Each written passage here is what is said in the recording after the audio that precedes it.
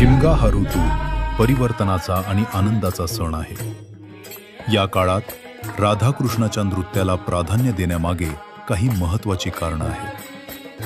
हिंदू संस्कृतीत भक्तीचे अनेक प्रकार आहेत. त्यापैकी मधुरा भक्ती म्हणजे देवावर प्रियकराप्रमाणे प्रेम करणे.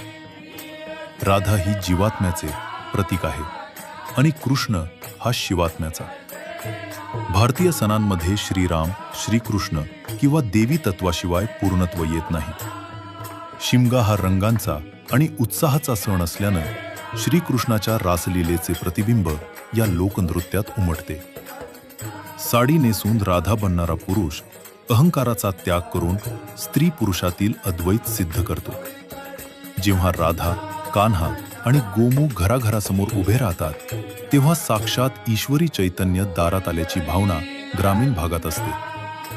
शिमग्यातील राधा म्हणजे केवळ वेशभूषा नाही, तर ती भक्ताची देवाला भेटण्याची आर्त हाक आहे.